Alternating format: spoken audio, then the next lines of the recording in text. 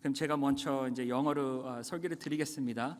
So today we're going to be looking at the birth account of Jesus Christ, the birth account of Jesus Christ, and we will be looking at Matthew chapter 1, verses 18 through 25. Verses 18 through 25. So I'm going to read the word first and then we will get into the message. This is the writing of the Gospel of Matthew.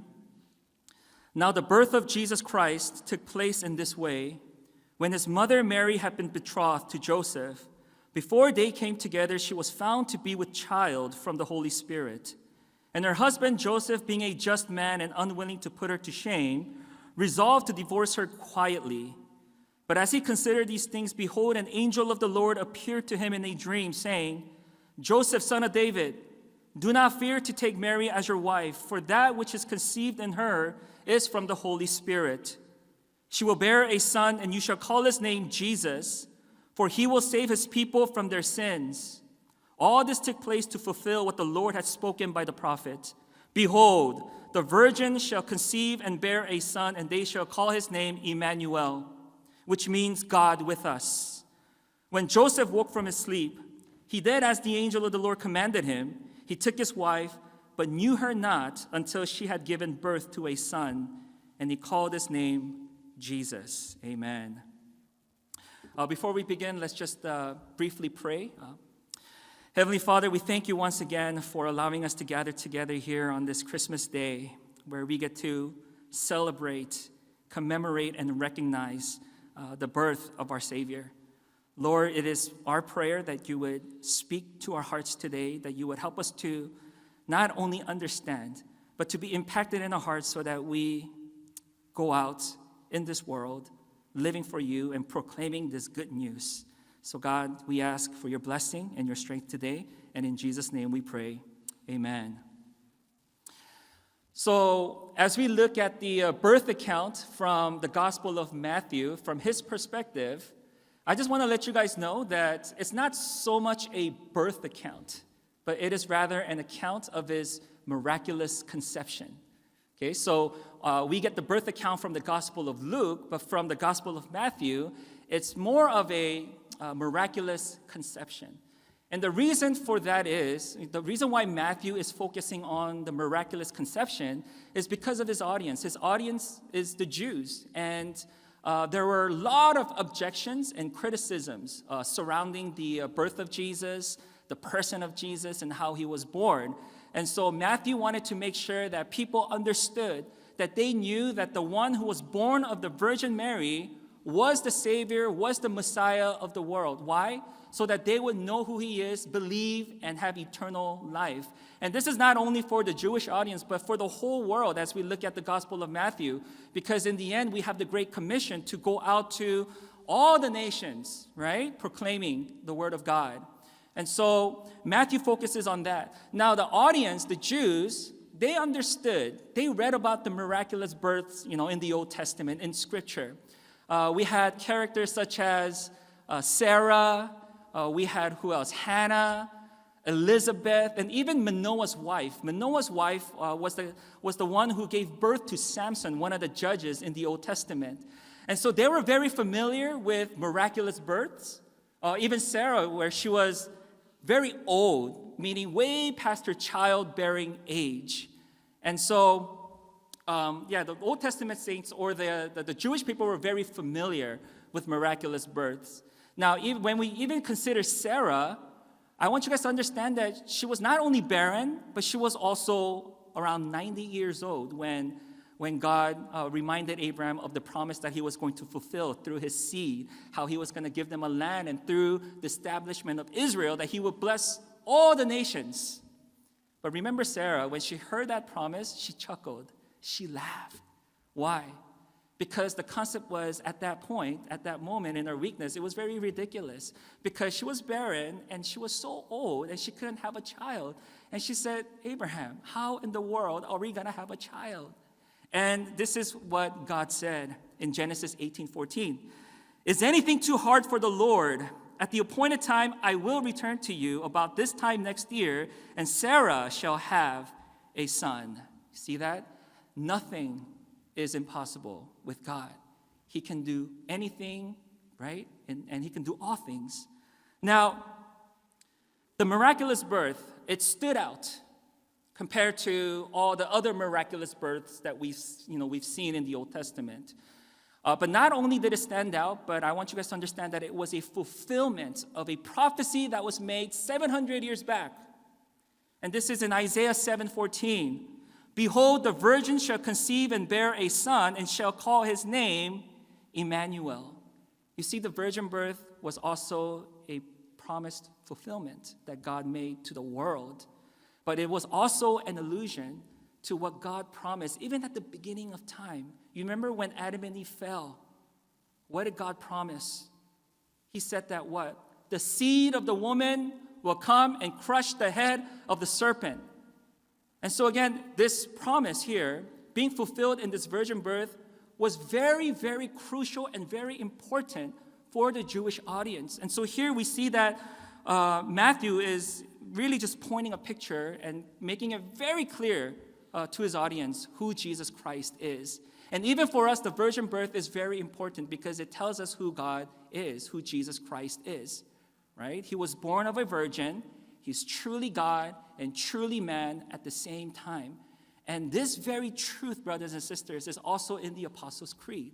Remember how we say Jesus, our own, what? I believe in God, the Father Almighty, maker of heaven and earth, and in Jesus Christ, his only Son, our Lord, who was conceived by the Holy Spirit, born of the Virgin Mary. And so this is very fundamental to our faith. And so once again, Matthew is connecting the dots here for the Jewish audience.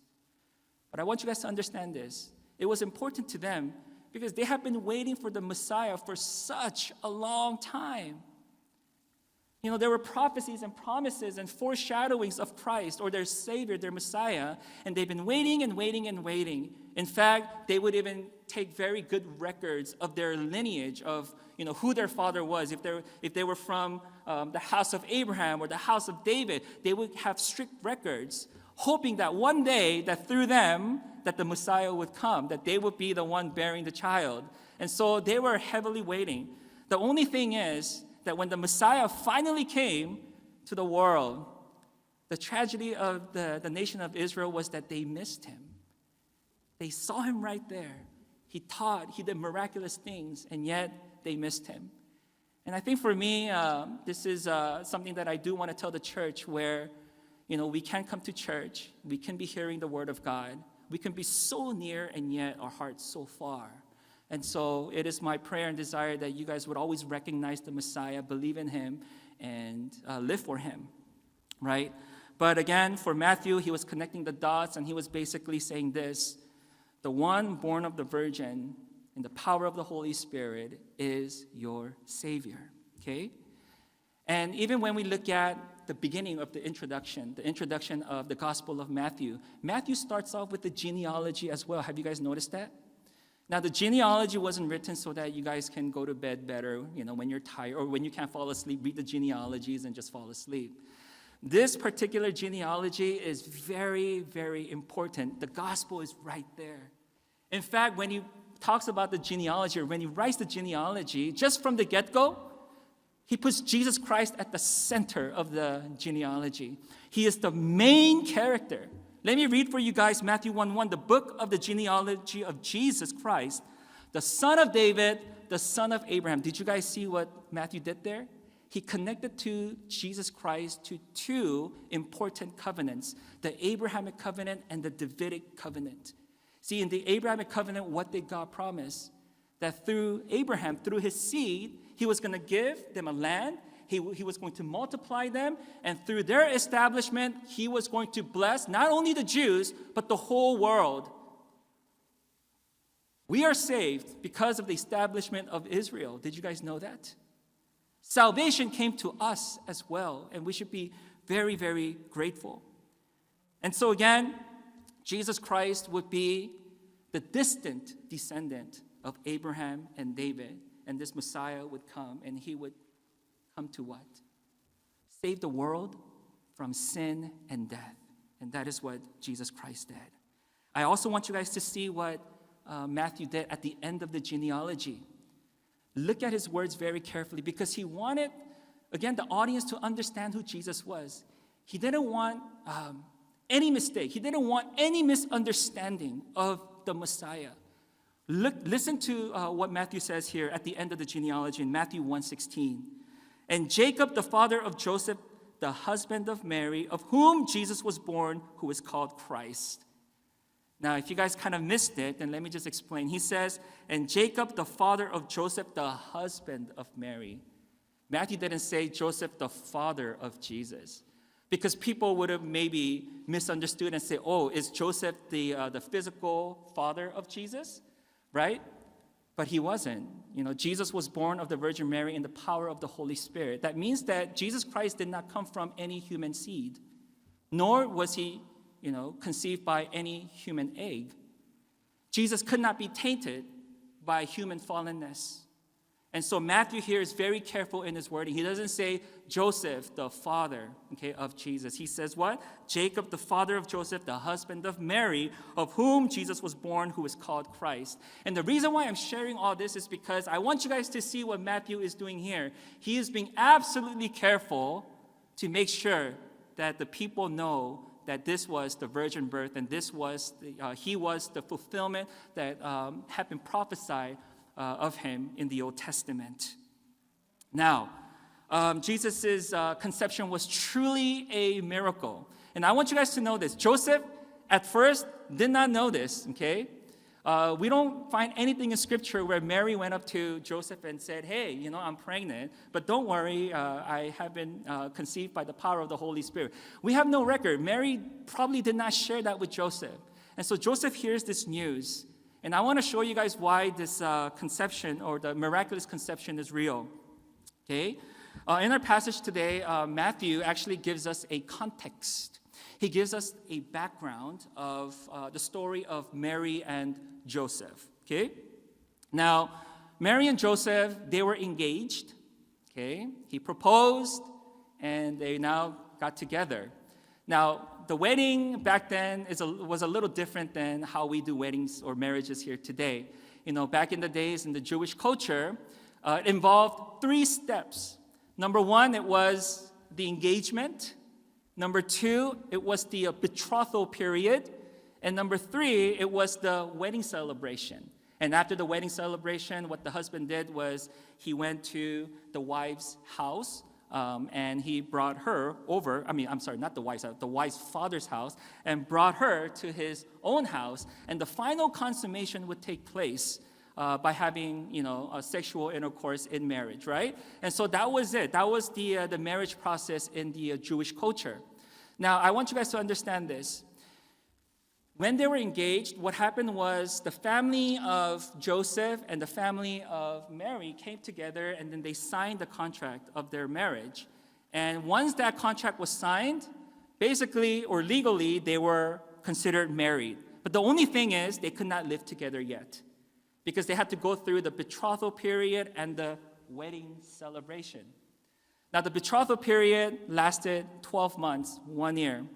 And one of the main purposes of the betrothal period was to test or to prove their commitment to one another, to prove their faithfulness and purity. And so within that 1 year, Joseph was probably home preparing his house so that it would be suitable to care for a family. And Mary, or the bride, was preparing herself to take on her new role as a wife. But even during that process, it was a test to prove their loyalty, their faithfulness, and their purity. Because think about this. During that period, if the wife got pregnant, what does that mean? That she had been unfaithful, that she cheated, right? Now, back in the days, let me just tell you guys, this purity was actually very highly honored. Purity, from a wife was almost a given in that culture.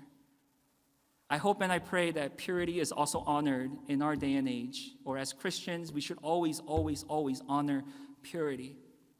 But that was the context. Matthew says that, look, they were engaged and now they're in their betrothal period, right? But in this period, while they were, proving their loyalty and their commitment, Joseph hears the news. what news does he hear? That Mary is pregnant. And I'm very sure that really, really hurt Joseph because he loved her. And we can see later that how much he really loved Mary. Although we don't have any writings or records of Joseph talking, we see through his actions of his love for Mary. But most importantly, we see his faithfulness to God and his words. But again, Joseph finds out that she's pregnant. And what is the first thing he thinks? Oh man, she cheated on me. Oh no, she committed adultery. So what do I do? And the Bible tells us in this passage that Joseph was a just man, that he was a virtuous man, that he lived by the laws of God very strictly. And so according to the law of Moses, when you look at Deuteronomy chapter 24, if a woman was found to be indecent, meaning if she committed adultery or if she had any sexual indecency, then the husband had every right to divorce her, okay? And by the way, according to the law of Moses, adultery was punishable by death, by stoning, right? So I want you guys to think about that. But as for Joseph, he was a just man, so what did he have to do? He needed to what? Tell the leaders. He needed to tell the civil officers or the magistrates about what had happened. But Joseph, he was also a merciful man. You see, he had three choices. He could have actually what? Exposed her and given her over to public shame. He could have just married her, or he could have just secretly divorced her. But he doesn't tell the magistrate, he doesn't tell the officials anything, because he did not want to shame Mary publicly. He was a very just man, but at the same time, he was very merciful. And so what does he do? He wants to get a certificate of divorce very quietly, and he wants to just walk away. Isn't that pretty sad when two people fall in love and you find out that the other person cheats on you and you have to file for a divorce and just kind of walk away? That's what Joseph was thinking. And this was his circumstance and situation. And so as he is preparing to divorce his wife, what happens? An angel appears in his dream, and the angel tells him what? Listen carefully, guys. Joseph, son of David, do not fear to take Mary as your wife, for that which is conceived in her is from the Holy Spirit. She will bear a son, and you shall call his name Jesus, for he will save his people from their sins. So long story short, Joseph now understands, it is from the Holy Spirit. Wow, Mary is, she didn't cheat on me. And so again, Joseph being a just man, he obeys the words of the angel, which is the words of God. So he obeys and he does exactly what the angel tells him to do. Now, I want you guys to understand one thing. Remember the marriage in the Jewish culture. They could not live together yet. They had to go through that 1 year of the betrothal period, and they needed to have the wedding celebration. And then the husband would now go to the bride's father's house and usher, his new wife into his own home. But here, what does Joseph do? He breaks cultural barriers. He breaks the rule, and he takes Mary in as his wife so that he can care for her, right? Because she's pregnant, because he cares for her, because he loves her. So I want you guys to understand this. What Joseph did was an act of faith. He believed in the words of God. You see, when he took Mary in and she was pregnant, what do you think that did? People in the town were gossiping and probably spreading rumors. They were probably questioning the integrity and the character of Joseph. Oh, look at that guy. He's young and, I'm pretty sure, they got together before the wedding. Or other people are saying, Mary committed adultery and they're still together. There were all these rumors probably spreading about them. But what did Joseph do? In faith, he acted and he took Mary in. Why? Because he knew the true story of Mary. And he believed in God. He acted in faith. And I think Joseph is a very great example of, if you're doing the will of God, then do it. No matter what people say about you, no matter how people may judge you, no matter how people may misunderstand you, all you need to do is be faithful to God. As long as you're in His will, God has got your reputation. You work on your integrity, you work on your righteousness, and you follow His will, and don't worry, God will take care of you, as He did with all the Old Testament saints and the New Testament saints. God is never, ever going to leave you nor forsake you in that, okay? And so even with Joseph, that's what he did. You know, the town of Nazareth was a very small town, and if there was one rumor or one gossip, it spread like wildfire. Everybody knew.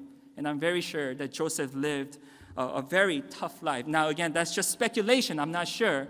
But I'm assuming that, again, Joseph didn't live too long. We don't have any story of Joseph. We don't have any records of him talking in this in Scripture. We don't know if Joseph was around during Jesus' teenage years. Maybe they say that he probably left this life early because of all the stress and maybe all the gossip and the rumors and just people, right? But again, those are just speculations, but he was a man of faith. And so he did exactly what the angel told him to do. Now, the name of Jesus, and we're going to end with this, the name of Jesus, what was he to name his son? Jesus, right? In the Hebrew is Yeshua, where we get the English name Joshua. Jehovah is salvation. That's the name, Jesus. Now, there were many people, many boys with the name Jesus back in the days. But this Jesus is set apart, number one, because of the virgin birth and the fulfillment of prophecy. But this Jesus had a title, and the title was Christ. We can say Jesus the Christ. I know we say Jesus Christ, but we can say Jesus the Christ. And the word Christ here is anointed, the anointed one. And the word anointed means what? Chosen by a divine authority. So we have Jesus Christ here, and I want you to think about this. Chosen for what? What was Jesus Christ chosen for? Think about that. Another name for Jesus here in our passage today is Emmanuel, God with us. It's not man with us. And so Emmanuel is a testimony that Jesus Christ was truly man and truly God at the same time. Without sin, he was chosen because he was the worthy Lamb of God who would take away the sin of the world. Do you guys get that? Jesus the anointed, Jesus the chosen, God with us, chosen to come here to us. I want you guys to understand that the reason why Jesus Christ came to us is because we could have never gone to him. In our sins, there was absolutely no way we could have pursued after God. We were living in our sins, going straight to eternal condemnation. But this is where Jesus Christ came to our rescue. He came to us, God with us, Emmanuel. He didn't come to dwell with his people just to hang out. He didn't come to just fulfill everyone's dreams and goals and to make everyone's life comfortable. He came to do something much more than that, and that is to die for your sins, to give you hope, to give you life. This is something to be very, very grateful about. You know, John 3:16, for God so loved the world that he gave his only begotten Son. And right there, that's God with us, that whoever believes in him should not perish but have eternal life. I'm going to end with this. When we look at the Gospel of Matthew, we get the account where Jesus Christ's birth is met with the wise men. In the Gospel of Luke, we have the account where the good news is taken to the shepherds, right? The shepherds, meaning that the gospel is for everybody. It's for the poor, it's for the outcast.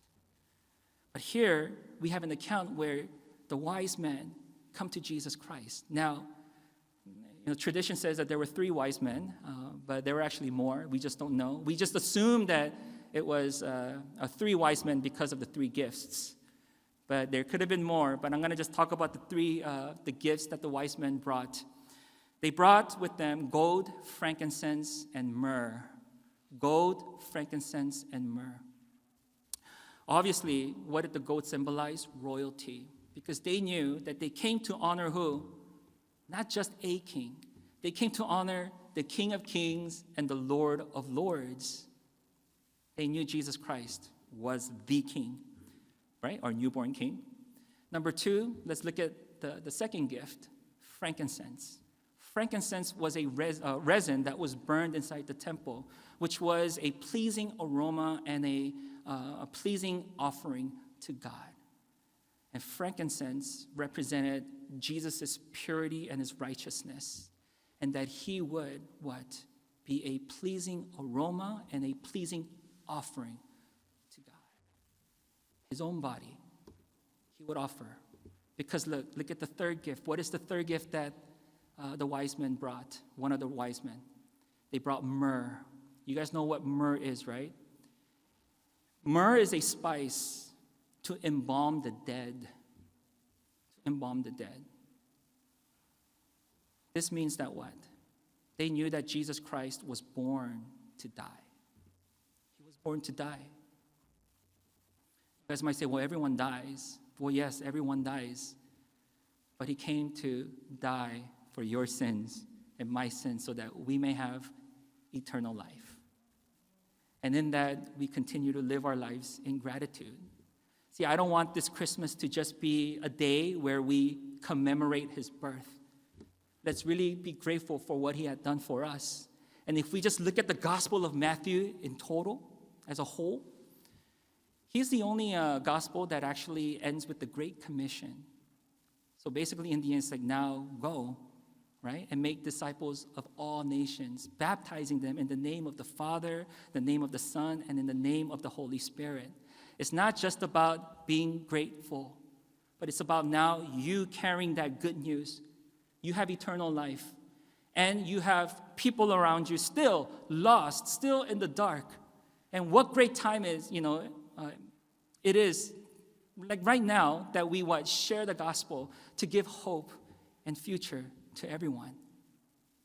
And so may we be a people who believe in the gospel, right?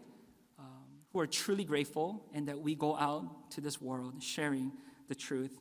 And don't be scared, don't be timid, because this is what Jesus said to the disciples: I am with you always to the very end of the age. And that also applies to you, that the Holy Spirit is in you, and he will be with you all the way to the end. So let's run this race well, let's finish well, and let's live proclaiming the gospel and the birth of Jesus Christ. Amen?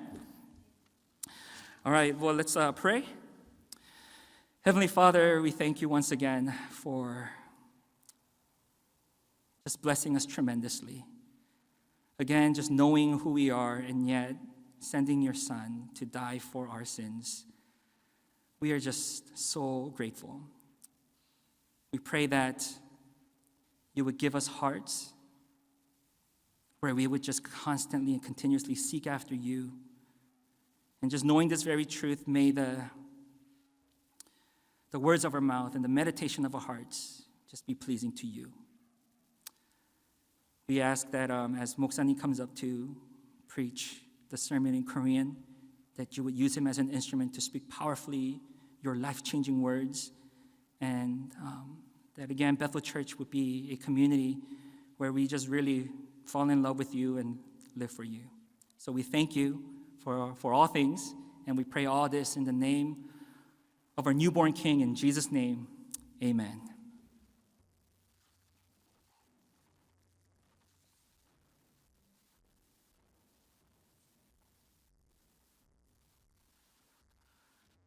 예배 순서를 좀 시간이 많이 갈 것 같아가지고요. 제가 말씀을 전한 다음에 우리 젊은이들이 준비한 찬송 우리 듣고 같이 찬송하고 축도를 마치도록 하겠습니다.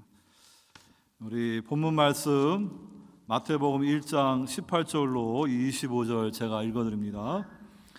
예수 그리스도의 나심은 이러하니라. 그의 어머니 마리아가 요셉과 약혼하고 동거하기 전에 성령으로 잉태된 것이 나타났더니 그의 남편 요셉은 의로운 사람이라 그를 드러내지 아니하고 가만히 끊고자 하여 이 일을 생각할 때에 주의 사자가 현몽하여 이르되 다윗의 자손 요셉아 내 아내 마리아 데려오기를 무서워하지 말라. 그에게 잉태된 자는 성령으로 된 것이라.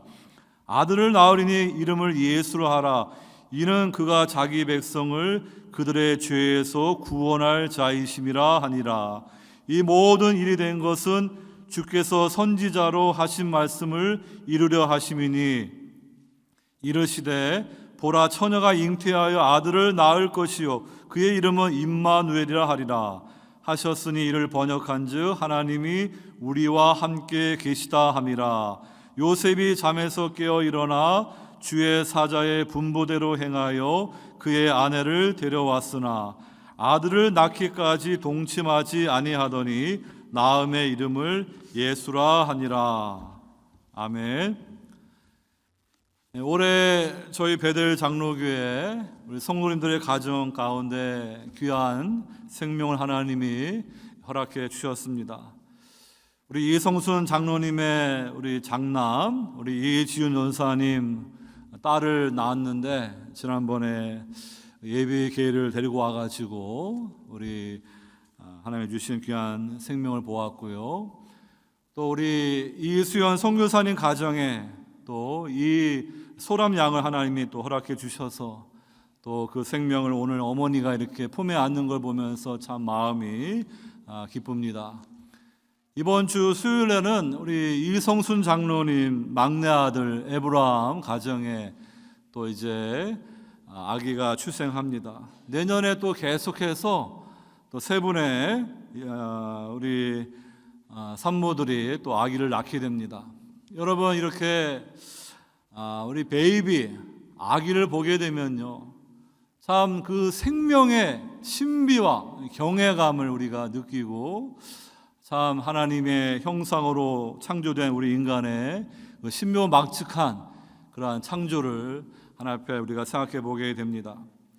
하나님께서 구주를 이 땅에 보내주시는데 다른 방법이 분명히 있을 텐데 왜 이렇게 아기 예수님으로 우리 구주를 보내주셨습니까? 아기는 뭐 연약하고 누가 도와주지 않으면 살 수 없는 연약한데요. 그만큼 우리 예수님이 이 땅에 아기 예수로 오신 것은요 겸손하게 온유하게 이 땅에 오셨다. 그것을 말해 주는 것입니다. 하늘의 그 영광의 옷을 잠시 벗으시고 창조주 하나님의 아들이 우리 인간 피조물에 육신의 몸을 입고 오신 거예요. 그것을 통해 주시는 메시지는요 주님이 우리를 심판하기 위해 오신 것이 아니라 우리 인간이 하나님 앞에 반역하고 죄를 짓고 하나님을 떠났는데 등을 돌렸는데 하나님은 그의 아들을 아기 예수로 구주로 보내주셔서 내가 너희들과 화해하기를 원한다. 죄로 인하여 망가진 너희들의 인생을 내가 구주 내 아들을 보내서 회복하여 원래 창조의 목적대로 하나님의 거룩한 백성으로 살도록 이렇게 구주를 보내주니까 내가 보내는 이 가장 큰 선물을 받아라 이렇게 말씀해 주는 거예요. 그러니까 여러분 성탄절날 세상 사람들은 선물을 주고받고 파티하고 여행 갈지 모르겠지만 우리 성도들은 하나님이 우리 죄인과 화목하기 위해서 정말로 텐들 리디멀 가장 부드러운 그 죄인의 구주로 아기 예수님을 보내주심으로 우리들이 주님 앞에 나올 수 있도록 그 은혜를 주셨다는 것을 기억할 수 있기를 바랍니다. 오늘 말씀의 제목이 요셉을 통해서 보는 주님의 사랑이라는 제목입니다. 우리가 이렇게 성탄절 말씀을 보게 되면은 이 마리아를 주목하게 되는데요. 그리고 요셉은 좀 이렇게 잘 주목하지 못하는 것 같아요. 하지만 이 요셉은 성경의 구속사에서 중요한 역할을 감당하는 하나님의 사람입니다. 여러분들이 우리 교회력으로 보게 되면은 대림절이 있고 그 다음에 이제 성탄절로 이제 클라이맥스가 되지요. 근데 항상 우리가 마태복음이나 이제 누가복음 말씀 보게 되면은 늘 만나는 인물이 이 갈릴리 나사렛 목수 요셉 그리고 마리아입니다. 이 마리아는 구약의 모세의 누이 미리암을 그 이름이 같은 의미입니다. 그리고 여러분들이 이제 또 사순절 되면 우리가 또 주님의 고난을 생각하다가 이 부활절로 이제 클라이맥스가 되는데요. 그때 또 우리가 주님의 십자가 순환과 부활을 보게 되면은 또 다른 요셉과 마리아들을 만나게 돼요. 동명이인이지만 아리마대 요셉, 그리고 예수님의 십자가 주변에 또 부활의 첫 번째 증인이었던 막달라 마리아를 비롯한 여러 마리아들을 만나게 되는 거예요. 그래서 우리가 예수님의 이 초림과 그 다음에 예수님의 십자가 이 부활의 사건을 통하여 성경 우리에게 무엇을 말씀해 주고 있는가, 그것을 통하여 우리 하나님의 구원의 모략과 하나님의 사랑을 우리가 깊이 생각해 볼 수가 있는 것입니다. 우리는 요셉은요, 구약의 요셉이죠. 그 야곱의 11번째 아들을 통하여서 우리가 만나게 되고, 신약에 이렇게 여러 또 요셉의 이름을 가진 인물들을 보게 됩니다.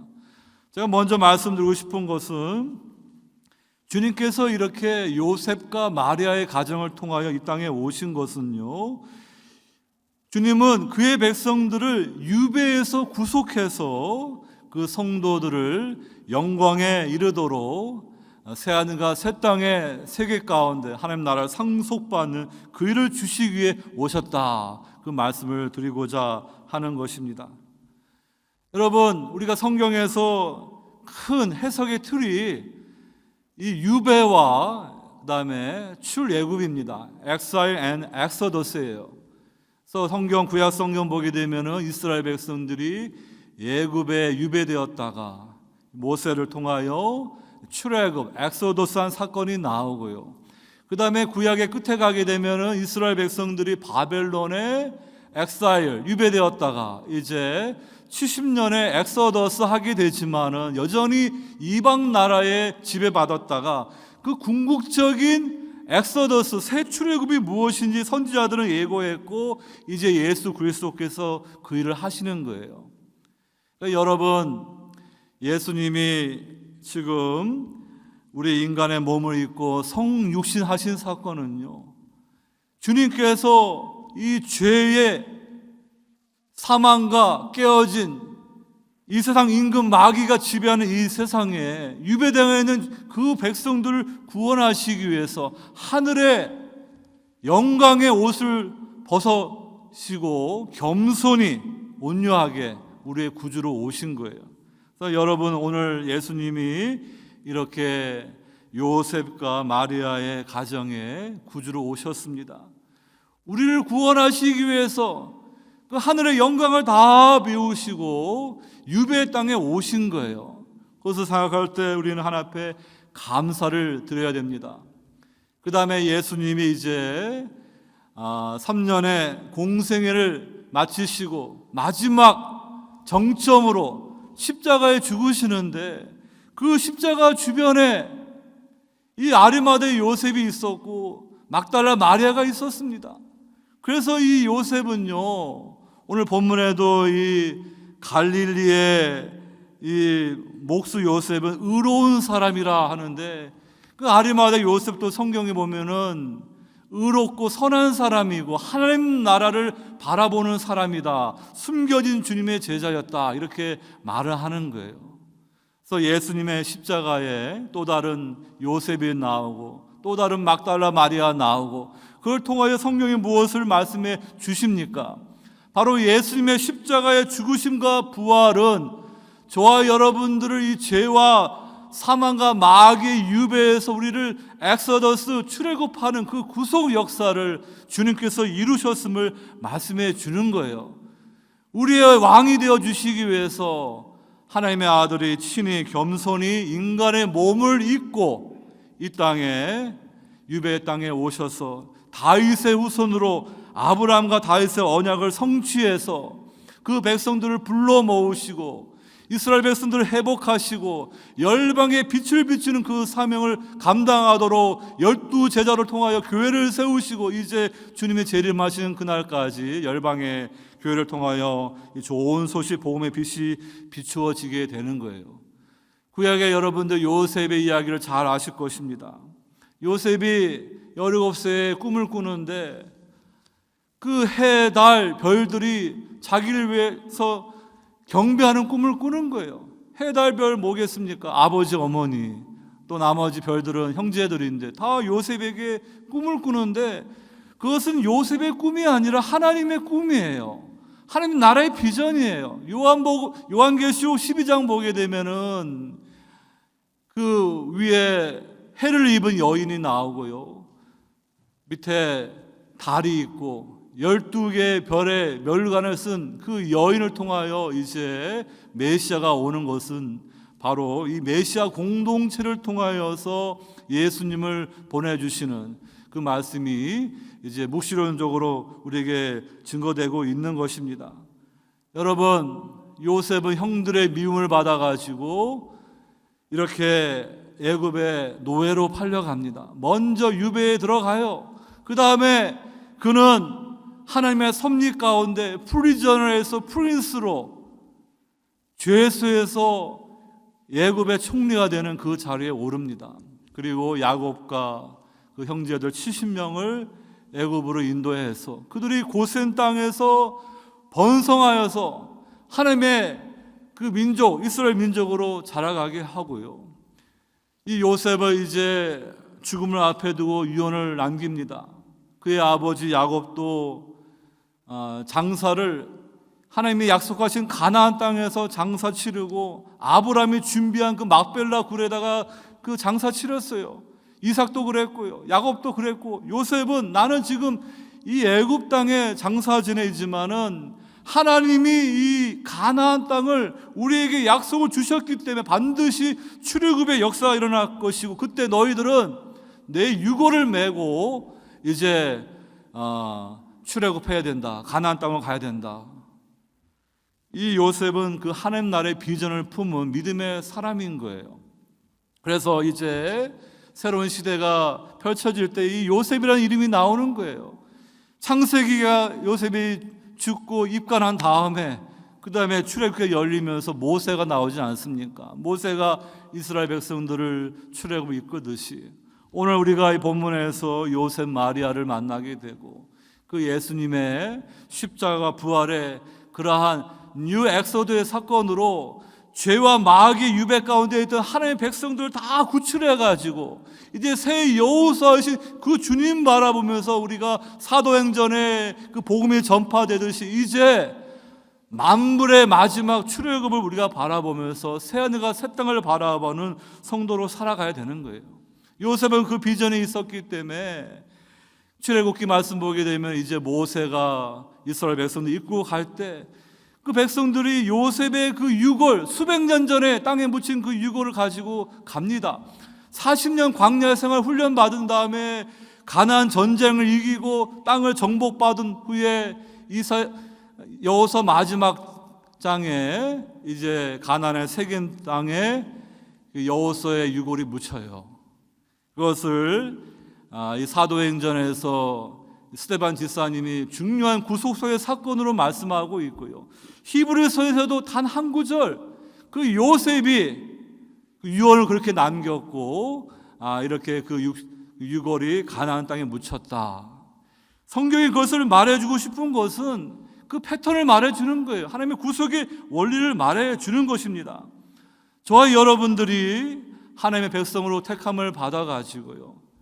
여러분들이 복음을 듣고 예수님을 구주로 영접했을 때 여러분 구약에서 이스라엘 백성들이 출애굽할 때 그 양들이 피가 흘려져서 그 집 문설주에 피가 흘려짐으로 죽음의 천사가 지나가듯이 이제 세상 죄를 지고 가는 하나님의 어린 양 예수 그리스도께서 십자가에서 그 피를 흘려주심으로 저와 여러분들의 모든 죄를 사해 주시는 것입니다. 오늘 그 예수님의 이름의 뜻이 그가 자기 백성을 그들의 죄에서 구원할 자이심이라. 그 말씀과 같이 저와 여러분들이 예수님의 그 십자가의 공로로 우리는 죄와 사망과 마귀의 유배에서 우리는 건진받은 거예요. 이 새 출애굽의 구속의 역사가 있는 성도들, 성령 받은 성도들이 하나님의 백성인 것입니다. 그러면 지금 우리는 이 땅을 어떻게 살아가야 됩니까? 이 세상에서 우리가 그냥 영원히 살 것처럼 사는 게 아니에요. 우리는 이제 왕의 귀환을 기다려야 됩니다. 예수님께서 만왕의 왕으로 하나님 보좌의 우편에 오르셨고 이제 때가 차면 다시 오십니다.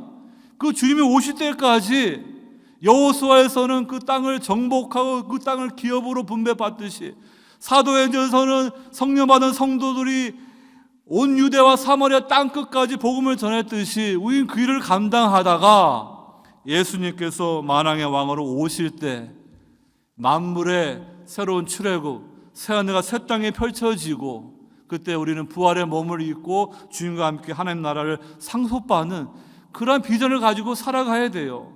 요셉처럼 비록 애굽이라는 세상을 상징하는 곳에 살지만 그 비전은 가나안 땅, 하나님의 주실 땅을 바라보았듯이 여러분들도 그 비전을 바라볼 수 있기를 바랍니다. 그래서 우리가 이 고린도후서 말씀이라든지 베드로후서 말씀 보게 되면은 지금 이 땅에서 우리가 당하는 고난과 어려움은요, 우리에게 주어질 그 영광과 비교할 수 없다고 말합니다. 성도로서 우리가 이 믿음을 가지고 주님이 우리에게 이 새하늘과 새 땅 하나님 나라를 상속한다는 걸 아시고 믿음으로 살아가시기 바랍니다. 이 땅에서 많은 거 쌓아두고 그거 대대손손 누리다 가는 게 아니에요. 우리는 주님의 오심을 바라보면서 새하늘과 새 땅의 비전을 분명히 하고 주님이 이루실 그 출애굽과 그 다음에 우리가 주실 기업을 바라보는 그런 성도로 살아가기를 주의 이름으로 축원합니다. 두 번째 말씀드리고 싶은 것은요, 우리 주님은 남편으로서 교회를 보호하며 마귀를 이겨주시는 우리의 신랑이십니다. 오늘 본문 19절 보게 되면은 그의 남편 요셉은 의로운 사람이라. 이 의로운이라는 그 단어가 마태복음에서 중요한 단어예요. 제일 처음 의로운이라는 이 형용사가 나오고 마지막으로 나오는 게 그 예수님이 빌라도의 재판 받을 때 빌라도의 부인이 꿈을 꿨는데 사람을 보내가지고 자기 남편에게 저 옳은 사람, 의로운 자에게 절대로 잘못하지 말라고. 여러분, 성경은 이렇게 예수님이 의로운 그런 주님이심을 말씀하는 거예요. 그것이 명사로 이렇게 의가 되게 되면 7번이 나오는데 우리가 잘 아는 그 의에 질고 목마른 자는 배부를 것이고 의를 위해 핍박받는 자는 천국을 받을 것이고요. 주님 뭐라고 말씀하십니까? 너희는 먼저 그의 나라와 그의 의를 구하라. 그리하면 이 모든 것을 너희에게 더하시리라. 우리는 하나님 나라를 구해야 되고요, 의로우신 주님 앞에 충성하는 신실한 언약 백성으로 살아가야 됩니다. 근데 이 요셉이 의로운 하나님의 사람인데요, 문제가 생겼어요. 그의 아내 마리아하고 이렇게 정혼을 했는데, 약혼을 했는데, 오늘날 우리가 약혼보다는 더 결혼에 가까운 개념이에요.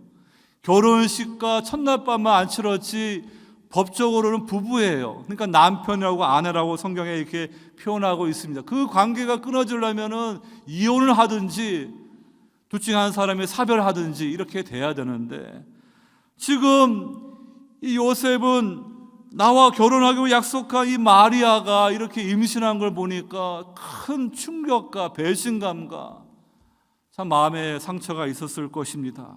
하지만 그는 의로운 사람이었습니다. 그래서 그를 드러내지 아니하고 가만히 끊고자 하여, 구약 같으면은 돌을 던져서 이 가늠한 여인들 죽이는 때입니다. 신약에 와서는 그냥 이혼해 버리면 됩니다. 하지만 공개적으로 큰 수치를 받아야지요. 근데 요셉은 의로운 사람으로 이 마리아를 사랑해가지고 최소한의 2명의 증인만 세우고 조용히 파혼을 하려고 하는데, 하나님께서 천사를 보내가지고 요셉아, 너희 아내 마리아를 데려온 걸 무서워하지 마라. 성령께서 하신 것이다. 여러분, 구약에서 하나님이 놀라운 일을 할 때는요, 이 아기를 보내주세요. 아브라함, 사라를 부르시는데 75세에 약속을 주셨는데 25년 기다려가지고 약속의 아들 100세에 이삭을 준 거예요. 그것은 하나님이 아브라함을 통한 놀라운 구속사를 이루신 것을 보여주는 거예요. 또 이 사무엘상 보게 되면은 한나라는 여인이 이렇게 자식이 없어서 하나님 앞에 서원했을 때 하나님이 그 태의 문을 여시고 사무엘을 위대한 종을 주십니다. 그래서 이제 사사시대가 끝나고 사무엘이 다윗에게 기름 부어서 하나님 나라를 예표하는 다윗 왕조가 세워지고 하나님은 다윗과 영원한 언약을 맺으시는 거예요. 여러분 누가복음 보게 되면은 가브리엘 천사가 자식을 가질 수 없는 노년의 사가랴 엘리사벳 제사장 가문을 찾아가 가지고 세례 요한이 태어날 것을 예고합니다. 세례 요한은 구약의 사무엘처럼 엘리야처럼 하나님이 귀하게 쓰는 종이 되어서 만왕의 왕으로 오실 예수님을 예표하는 그 길을 인도하는 주의 백성들을 하나님 앞으로 돌아올 수 있도록 그 일을 감당하는 귀한 종입니다. 아이를 낳을 수 없는 노년에 이 자식을 얻는 것도 기적인데 여러분 이 마리아는 아예 처녀예요. 동정녀예요. 근데 그 처녀를 통하여 구주를 보내셨다는 것은 인류 역사에 놀라운 일을 하나님이 지금 구속사 가운데 이루시는 거예요. 성령으로 마리아의 하나님이 함께 하셔서 이 아기 예수님이 우리의 구주로 오게 되시는 것입니다. 하지만 사람들이 그걸 어떻게 믿겠습니까? 그건 초자연적인 역사 아닙니까? 사람들은 요셉을 보면서 수군수군 될 거예요.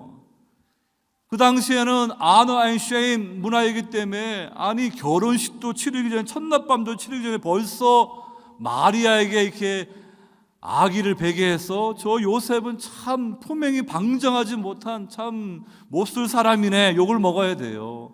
아니면 저 마리아가 저 결혼 약속한 요셉 몰래 이렇게 간음의 죄를 지어서 저렇게 임신했네. 그 사람들의 수치와 그거 다 담당해야 돼요. 근데 요셉이 그 길을 가는 것입니다. 천사의 말을 듣고 하나님의 말씀을 듣고 그대로 24절 25절 말씀 내면 순종하는데요. 여러분 오늘 말씀 가운데 그를 드러내지 아니하고라는 단어가 데이크마티조라는 그러한 영어 헬라어입니다. 영어로 보게 되면요, 그 퍼블릭 쉐임을 받도록 그렇게 하다라는 뜻이에요. 근데 이 단어가 신약 성경에 오늘 한번 나오고 본문에 그 다음에 나오는 게 이 골로새서 2장 15절에 그 단어가 딱 2번 나옵니다. 근데 골로새서 2장 15절에서 어떻게 나와 있느냐? 통치자들과 권세들을 무력화하여 드러낼 구경거리로 삼으시고 십자가로 그들을 이기셨느니라. 예수님의 그 십자가의 승리는요, 통치자 권세들, 이 마귀와 어둠의 세력들을 무력화하여 무장해제시켜가지고 드러내어 구경거리로 삼아버리는 거예요. 온 우주에 마귀가 예수님을 십자가에 못 박아 죽여서 내가 이겼다고 착각했는데 3일 만에 부활하심으로요, 이 악의 세력들을 온 우주 가운데 패배자로서 구경거리로 삼아버리는 그 말씀이 골로새서에 나오는 것입니다. 십자가로 그들을 이기셨다. 여러분 이렇게 주님은요 그 교회 성도들을 보호하시고 지키시는 분이에요. 우리는 죄 때문에 창녀가 되었고 버림받은 그런 인생인데 하나님의 택한 백성들을 하나님이 포기하지 아니하시고 이렇게 의로운 남편을 보내주셔서 그들을 다 구출하고 구속해서 우리를 거룩한 신부 성녀로 만들어주시는 그 이야기가 바로 하나님의 구속의 이야기인 것입니다. 그럼 여러분도 오늘 본문에서 남편이 이렇게 그를 드러내지 아니하고 그 말씀과 골로새 말씀을 같이 연결해서 하나님이 하시고자 하는 일을 여러분들 볼 수 있기를 바랍니다. 우리 하나님은 그의 백성들의 그 수치를 다 담당하시는 거예요. 그 보혈로 우리의 죄를 다 씻겨주시고 의롭다 하여 주시고요, 우리를 대적했던 그 마귀를 수치스럽게 만드십니다. 창세기에서 이 아담은요 남편인데 이 스네이크 뱀이 그의 아내 이 이브를 유혹하는데 그냥 방치하고 보호하지 않는 거예요. 그래가지고 그 이브가 선악과를 먹고 또 아담도 먹고 나중에 하나님 앞에 섰을 때는 하나님이 내게 주신 이 여자 때문에 내가 먹었습니다. 자기 잘못을 다 자기 아내에게 돌려버리는데, 둘째 아담 오신 예수님, 우리의 신랑 되신 주님은요, 우리의 모든 수치를 다 담당하시고 우리를 거룩하게 하시는 의로우신 우리의 구주가 되시는 그러한 신랑이심을 믿으시기 바랍니다. 십자가로 마귀 권세 이기시고 우리를 구출하신 그 주님 앞에 우리는 감사와 영광 돌리기를 원합니다. 마지막 하나 더 말씀드린 것은 오늘 19절 끝에 보게 되면은 가만히 끊고자 하여, 영어 성경에는 divorce, 이혼하고자 하다, 이 헬라어 단어에 여러 가지 의미가 있는데 보내버리다, send away 뭐 그런 뜻도 있습니다. 그런데 여러분, 이 단어가 마태복음에서 우리가 주목할 수 있는 것이 산상수훈 가게 되면은 그 이혼에 관한 말씀이 나오는데요, 옛사람에게는 모세 율법을 이렇게 말했는데 새 모세가 되신 예수님은요, 음행에 연고 없이 아내를 버리는 것은 가늠한 것이다. 그 다음에 예수님이 이제 이 갈릴리에서 유대 예루살렘의 십자가 길을 가신데 이 중간에 길을 가는데, 그때 제자로부터 주는 그리스도라는 고백을 들은 후에 그 노중에 3번에 걸쳐서 내가 십자가의 고난을 받고 부활을 할 것이다, 그걸 말하는데요, 이 두 번째 예고를 하신 후에 이제 유대 땅에 이제 들어갑니다. 요단강 건너서. 그때 이 뱀의 자식들 바리새인들이 와가지고 이혼 문제를 가지고 주님을 공격하는데요, 우리 예수님께서 창세기 말씀을 가지고 하나님이 세운 이 신성한 이 결혼 언약을 말씀해 주시는 거예요. 여러분, 이렇게 주님의 십자가 부활을 예고하는 그 말씀 중간에 그 이혼을 반대하시는 그 주님의 말씀을 우리가 주목하길 바랍니다. 세상에서는 여러 가지 이유 때문에 많이들 이혼합니다. 우리가 서약한 거 다 쉽게 우리는 까먹어 버립니다. 근데 주님께서 그의 백성들과 맺은 언약을 잊어버리면 어떻게 돼요? 우리에게 아무 소용이 없어요. 우리가 뭘 별 볼 일 있어요? 툭하면 주님 부인하고 배신하고 죄짓고 방황하는데, 그때마다 우리의 신랑이신 주님이 더는 못 참겠다, 너하고는 끝이다, 너하고 이혼하겠다, 그렇게 되면 우리는 소망이 없어요. 그렇지만 우리 주님께서는요, 십자가를 앞에 두고 제자들과 영원한 새 언약을, 주님의 몸과 그 피를 상징하는 떡과 포도주로 세우시고, 나는 너희들을 절대로 포기하지 않고 떠나지 않을 것이다, 내 택한 백성들 영원히 함께할 것이다. 오늘 끊고자 하여라는 이 단어가 이제 마지막으로 마태복음 나오는 것이 이 빌라도의 법정에서, 이 빌라도가 유대 종교 지도자들이 예수님을 시기해가지고 이렇게 지금 모함한 걸 알기 때문에, 오늘날 우리가 성탄절 되면 죄수를 특사로 우리가 사면해 주는 것처럼 그때도 그러한 전통이 있어서 6월절 되면 한 명을 풀어주는 게 있습니다.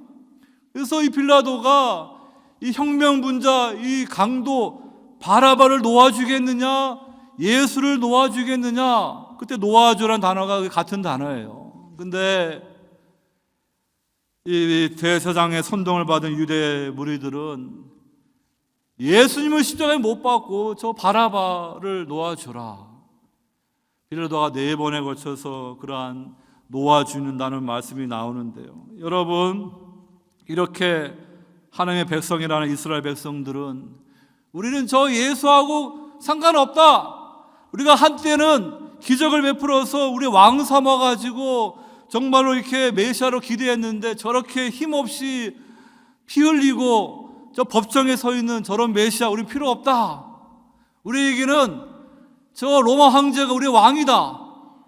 근데 예수님은요, 그 백성들 포기하지 않는 거예요. 끝까지 우리를 대신해서 그 십자가를 가심으로 여러분들을 구원해 주신 것입니다. 그 주님의 그 사랑, 그 새 언약을 주님이 영원토록 지키는 거예요. 아브라함도 하나님의 언약을 맺을 때 아브라함을 깊이 잠들게 하고 그 횃불이 그 쪼갠 짐승 고기 사이로 지나가는데 원래 언약을 맺을 양 당사자가 가야 되는데 하나님을 상징하는 그 횃불이 홀로 간 것은 우리 인간의 언약을 지킬 수 없기 때문에 하나님이 내가 이 언약을 지키겠다는 그런 확증으로 가신 거예요. 우리 예수님도 우리를 대표해서 우리는 죄로 인해 넘어질 수밖에 없지만은 하나님과 이 영원한 새 언약을 체결하시고 그의 택한 백성들을 영원히 떠나지 아니하시는 것입니다. 그래서 오늘 마태는 이사야 말씀을 인용하여 보라 처녀가 잉태하여 아들을 낳을 것이요 그의 이름을 임마누엘이라. 임마누엘, 그 말씀이 마태복음에 3번 나오지 않습니까? 영원토록 우리와 함께 하시는 그러한 하나님이 되어 주신다고 주님 말씀해 주시는 것입니다. 여러분들, 우리 세상 살면서 믿음의 길을 갈 때 힘들고 어려울 때가 있습니다. 교회 공동체적으로, 우리 각 개인적으로. 그러나 여러분들이 택한 하나님의 백성이라면 절대로 주님은 여러분을 포기하지 않고 떠나지 아니하시는 그 언약에 신실하신 그러한 주님을 믿으시고 오늘 우리가 가야 할 믿음의 길을 신실하게 갈 수 있기를 바랍니다. 여러분들은 예수님을 구주로 믿음으로 주님과 함께 십자가에 죽고 부활하여서 뉴 엑소더스 새 출애굽의 구속의 은총을 받은 성도들입니다.